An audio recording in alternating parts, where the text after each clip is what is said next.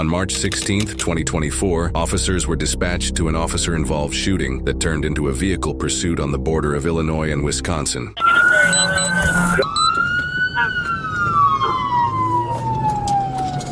Straight hill, straight gas hill, shots fired. Copy. Suspect, straight gas hill. Hey, black hair, straight pants. Girl, male Hispanic, black hair, right hand. Unit is 1078 now with shots fired. We need medical now. The male with a gunshot wound. Male with a gunshot wound. Any officers injured? No officers injured. Copy. No officers injured. 25 direct. 40.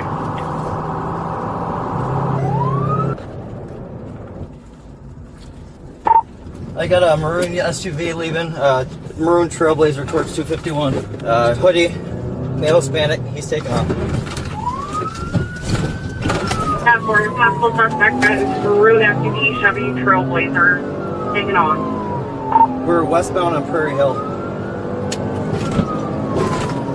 Crossing railroad tracks coming up to Door Road, Prairie Hill Door Road westbound.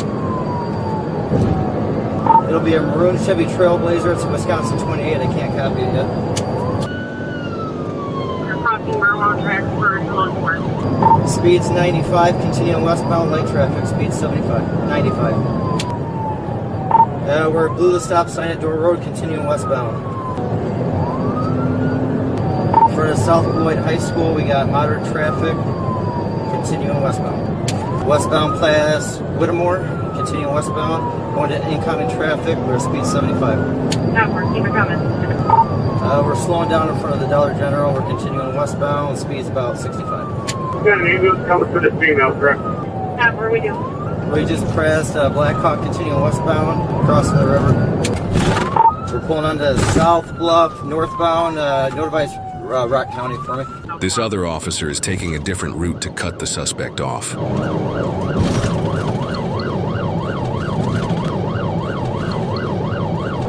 And we're oncoming traffic heading northbound. Speed's 90 miles an hour, no traffic. Speed 76, continuing northbound. We're turning onto Root Avenue, continuing northbound Root Avenue. Just past Center, Blue, stop sign at Center. We're stopping at Sherlin. We're going to turn eastbound on Sherlin, going into Blewett.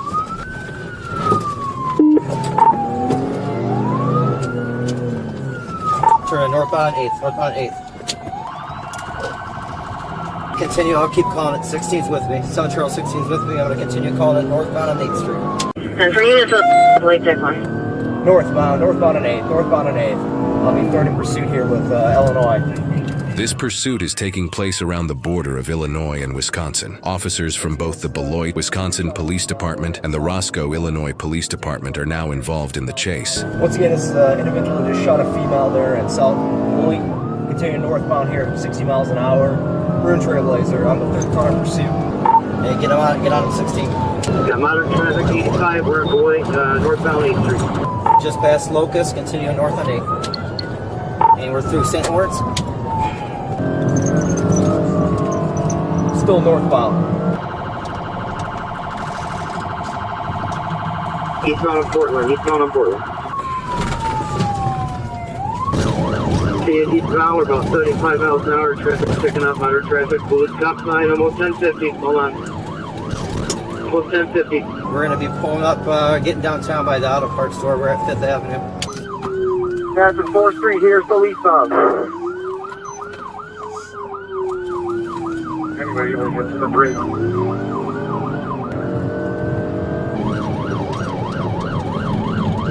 We're going to continue eastbound past Riverside Boulevard. Eastbound. Blue the red light here. Going into Woodward Avenue, we're getting into an apartment area, White and Woodward. Blue light at Park Avenue, Park Avenue. Continue east. North on Prairie Ave, Prairie Ave. Prairie. I'm not sure if they're from White or Woodward. This new Beloit officer is able to cut the suspect off. I'm not sure if they're from White or Woodward. I think we got a Beloit squad with us. East on strong, east on strong.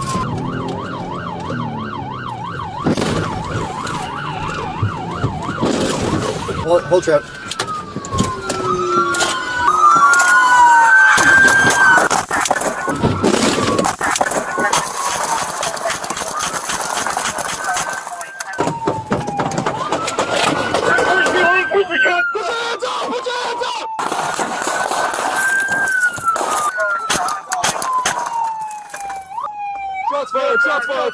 road.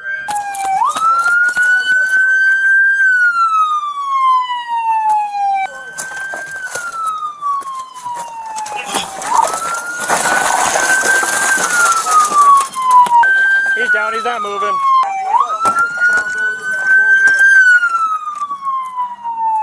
I gotta reload. You guys good? Shots fired. Strong 97. Shots fired, officer, shots fired, suspect down.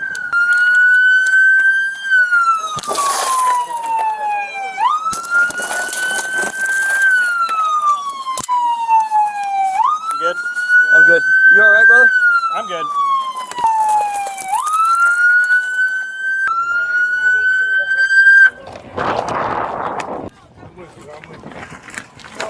Pull him out. You guys done it all? Yeah. I don't have my medical. Your boss? Well, no, I said good. He hit the squad. I don't think I got hit. Why don't you put that way for right now, man? Yeah. Let's get over here, alright? Alright. You okay, bud? Yeah, I'm good. He hit my front door. I thought I was gonna get fucking pissed. Yeah. If not for the officer's quick reaction to get back in his squad just in time, he would have gotten pinched inside of his own door from the sheer force of the suspect's vehicle. I rammed him, so. Coming in off of, You alright? Yeah, I'm good, brother. Okay, where's he at? The suspect. He's not moving. He's dead. Coming off strong. Alright. Nah, you're good, boss. Fucking killed that lady, I think. F1, take 9. Come on, Take exam 1, I'm gonna go up in the Beloit, see if they need anything up there. I'm gonna keep this on for. You Yeah. good. I got my left one. You need anything, boss? No, that's what the test. Yeah, well, I'll take a water, man. Why don't you take a seat right here? Man? Thanks, bro. I'll get you water. The ambulance come to us at Strong Downstream Avenue. Squad located.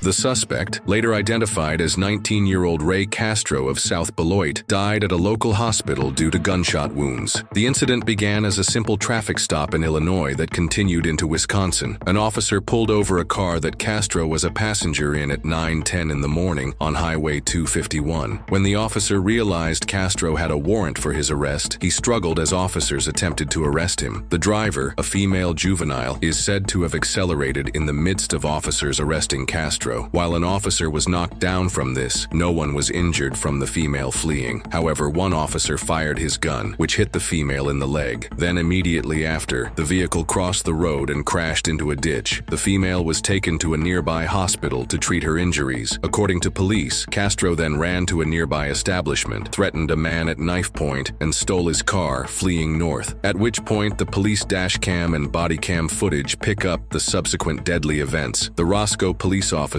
who was nearly pinched in his squad's door, was taken to an Illinois hospital where he was treated for minor injuries and released. No other officers were injured during the incident. The Winnebago-Boone County Integrity Task Force and the Wisconsin Department of Criminal Investigations are still in the process of handling the investigation. The Rock County District Attorney will eventually review the DCI's investigation to determine whether criminal charges are necessary. Officers attempting to arrest a passenger with an outstanding warrant quickly escalated into a chain of violent events that crossed state lines. Within minutes, a suspect had allegedly assaulted officers, a driver had been shot during the initial encounter, a vehicle had been carjacked at knife point, and multiple law enforcement agencies were forced into a high-speed pursuit. One thing that stands out throughout this chase is the communication between officers. Even while traveling at high speeds, they continuously updated dispatch with their location, speed, traffic conditions, and direction of travel. Those updates aren't just radio chatter. They allow other officers to position themselves safely, warn nearby agencies, and reduce the risk to the public as the pursuit unfolds. As the chase continued, officers were dealing with someone who had already shown a willingness to use violence to escape. That changes the entire risk assessment. At that point, the priority is no longer just stopping a fleeing vehicle. It's preventing the suspect from hurting more innocent people. Every decision officers make has to balance public safety with the danger of continuing the pursuit. The critical moment came when one officer attempted to stop the vehicle, only for the suspect to accelerate directly toward the patrol car. The impact was so severe that the officer barely avoided being trapped in the door of his cruiser.